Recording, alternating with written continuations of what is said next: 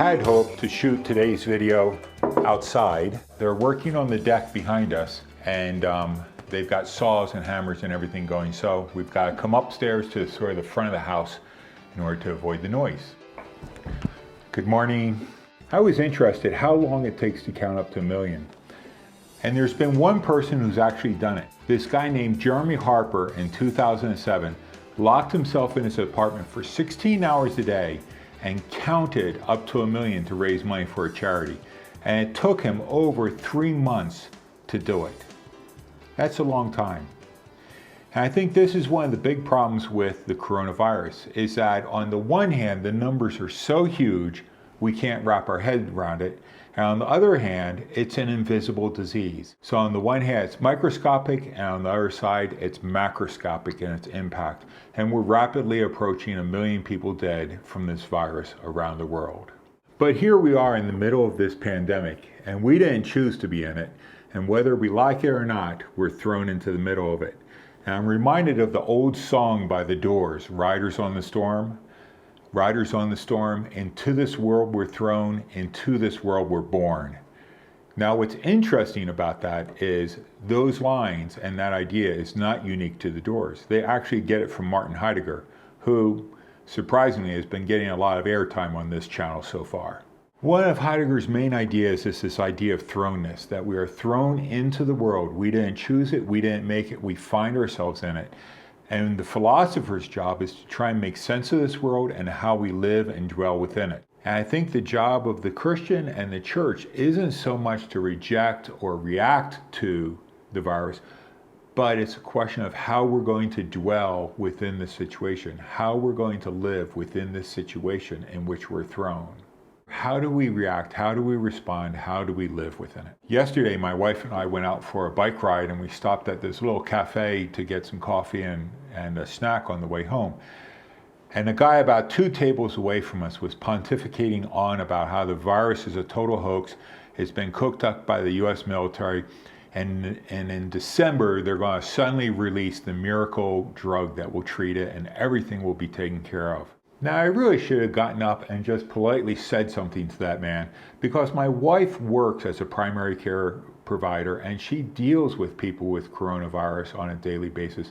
My daughter works as an epidemiologist at Denver, and my grandson came down with coronavirus and was sick for 3 weeks with it. This is not something like the flu. This is not something that's going to go away in the near term. And as I've been thinking about how we're supposed to respond and deal with this virus, one of the things that keeps coming back to my mind is whether we're going to respond to this as Americans or as Christians, because it's not the same thing. Let me explain.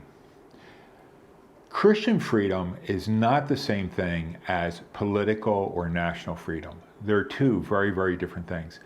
The second thing is Christian freedom is very paradoxical. Paul deals with these themes of Christian freedom in a number of his letters, but in particular 1 Corinthians and Galatians. Now, in the letter to Galatians, the problem there is that Paul has founded the church, and then other Christians have come behind him and said you need to add X, Y, and Z to your faith in order to be saved. And Paul's basic response is Christ plus anything equals heresy.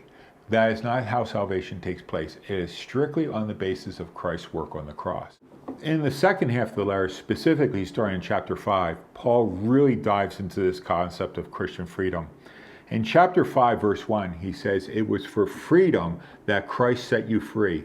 Therefore, do not subject yourself to a yoke of slavery again." In chapter 5, verses 13 and 14, he continues this idea. He says, "For you were called to freedom, brothers.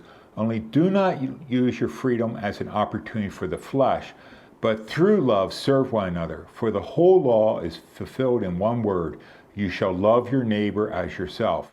The freedom we have in Christ is a freedom to serve Christ and one another. We are free, but it's not a freedom to do what we want. It's a freedom to serve. Or another way we could say it is that Christian freedom is always defined by the other person. Freedom is always bounded and constrained within love. In 5:16, he uses a metaphor to kind of explain this idea. He says, "Walk by the Spirit and do not gratify the desires of your flesh." Now, this idea of walking by the Spirit is really interesting. Walking is our most basic means of transportation. It's how we get from point A to point B. And by the same token, we use it to talk about how we live, how we spent this year from 2019 to 2020. It's like a journey that we're on. So using this idea of walking by the Spirit is a great way to talk about how we journey through our lives in the Spirit of God. In Ephesians 5:12, Paul wrote, "Walk in love as Christ loved us and gave himself for us, a fragrant offering and sacrifice to God." So how do we walk in love? How do we walk in the Spirit? Well, I think the best way to put it is we follow the way in which Jesus walked. Jesus walked a life of sacrifice. He gave himself for us. He didn't complain about having his freedoms restricted or having to wear a mask. Instead, he went to the cross. He was tortured, he was beaten, he was rejected, and he died on the cross. And he gave us a model to follow, a sacrifice on his part for ours, based on love. I think the thing that really strikes me is this idea of Christian freedom. And finally, Martin Luther wrote in his commentary on Galatians about this paradox of what Christian freedom means. A Christian is the most free Lord of all and subject to none. A Christian is the most dutiful servant of all and subject to everyone. We're subject to no one, but we're servant to all. So let us walk in the Spirit, in freedom, and in love, not to serve ourselves, but to serve others. So as I've been contemplating and thinking about these restrictions and shutdowns and mask wearing that we're having during this coronavirus pandemic, I think the big thing that hit me as a Christian is we don't follow political leadership or the guys of the state. They're very superficial. What's really called upon the Christian is to go a lot deeper. We have incredible freedom. As Martin Luther said, the Christian is the most free Lord of all, subject to none. But at the same time, that freedom is paradoxical. It is always defined by the good and the well-being of the other person. And so, as Luther said, the Christian is the most dutiful servant of all, subject to everyone. The thing that hits me then is that I need to walk in the Spirit, in freedom, and in love. Not to carry out my desires or my freedoms, but in a way that blesses and builds up other people. I need to consider the other person first in my actions. I just wanted to remind you also that I've got 2 books I'm giving away on the channel, Walter Brueggemann's and N.T. Wright's book on the interaction between faith and the pandemic. So if you'd like a chance to get one of those, be sure to leave a comment down below. Be a subscriber to the channel, and when we hit 200 subscribers, you can see that number right under the video. I'll announce who I'm giving the books to. And I think perhaps one of the best ways that you can help me out is to share it. Let other people know about this channel as well. Until then, peace.